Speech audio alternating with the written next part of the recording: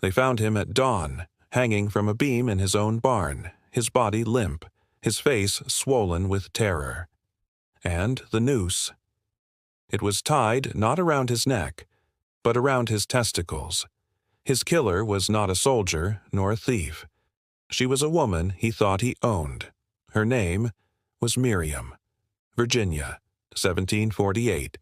A land of rolling fields, fertile soil, and the endless white of cotton. But behind this beauty was a machine built on human suffering. Slavery. Thousands of enslaved Africans worked from sunrise to sunset, their lives reduced to labor, their dignity stolen. Among them was Miriam. She was unlike anyone else on the plantation. Born with albinism, her skin was pale, her hair almost white, her eyes sensitive to the harsh southern sun. To the other enslaved she was both familiar and strange, one of them yet marked by difference. To the white master she was a curiosity and a target. Her master, John Hawthorne, was a man of power and cruelty. The overseer of a sprawling cotton plantation, he ruled with fists, whips, and humiliation. To him, Miriam's condition made her an object of ridicule. A ghost slave, he called her. He forced her into the most grueling labor, mocked her appearance, and inflicted punishments designed not just to hurt, but to break her spirit. Miriam lived in constant pain, her skin blistering under the sun, her eyes burning with every glare of light. But the torment that hurt most was not physical. It was the daily stripping of her humanity. From dawn until night, Miriam's world was filled with cruelty. Cotton fields stretched endlessly, and she was forced to move quickly despite her failing eyesight. Overseers lashed her when she stumbled, and the master laughed when she screamed. In the quarters, the other enslaved whispered about her. Some feared she was cursed, others pitied her. Isolation wrapped around her like chains. She ate alone, slept alone, and endured her suffering in silence. But silence breeds fury. The breaking point came one summer evening. The fields were sweltering, the air thick with gnats and dust. Miriam collapsed from heat exhaustion. The master dragged her by her hair in front of the others and tied her to a post. He whipped her until her skin bled raw, laughing as he told the others, "This ghost burns red like the rest of you." That night, Miriam lay in the dirt, her wounds throbbing. Something inside her shifted. The humiliation, the endless pain, the mockery of her very existence. It fused into something sharp. Not just anger, but resolve. Miriam would not beg. She would not run. She would strike.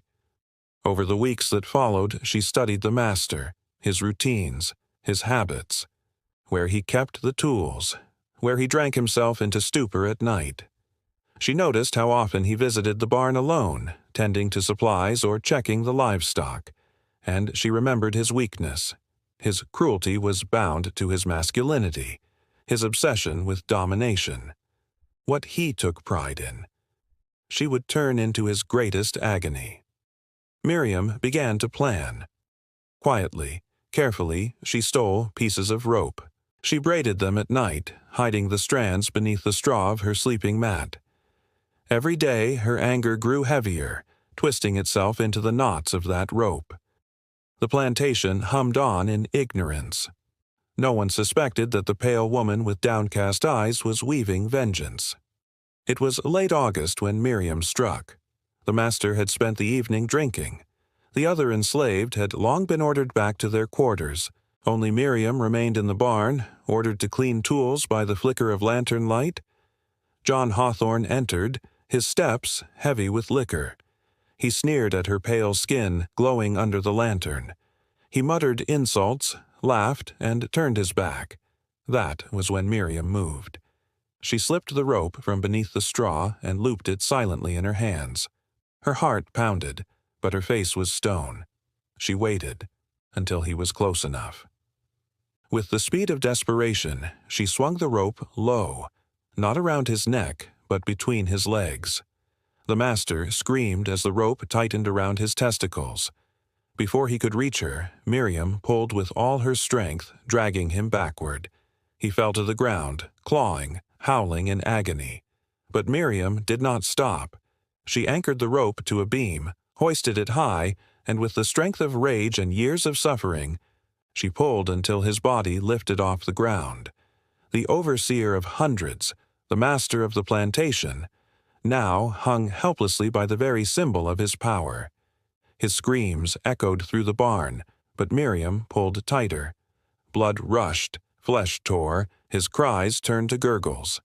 She stood below, eyes blazing, and watched the man who had mocked her burn in the sun now writhe in the dark. Minutes passed.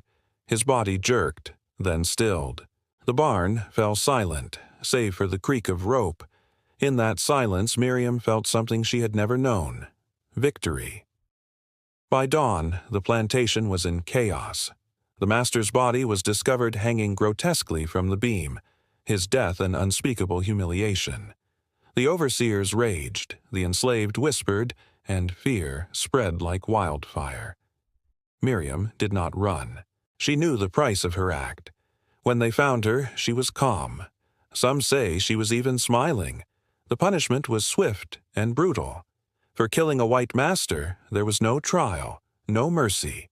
Miriam was tortured publicly, whipped until her skin tore apart, and then executed.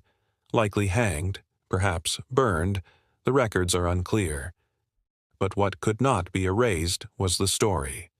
Enslaved men and women whispered it in the fields. An albino woman who had endured every insult, every blow, every lash, had turned the tools of power against her master. She had struck not just at his life, but at his pride, his manhood, the very seat of his domination. To the enslaved, it was a tale of vengeance and courage. To the masters, it was a warning. Even the most isolated, the most mocked, the most broken could rise and destroy. Today, Miriam's story is barely a footnote in the archives of slavery. Records of enslaved women like her were often ignored, distorted, or buried. Yet the whispers remain. A name, a memory, a rope. This was Miriam's story. A story of cruelty, resistance, and a revenge so brutal it still chills the blood. But for every Miriam, there were countless others whose voices were silenced, their stories lost to the fields of cotton and the passage of time. If you want to hear more hidden stories of the enslaved, stories of defiance and survival, click the playlist here. And remember, history is not only what was written, but what was endured. Subscribe for more forgotten histories.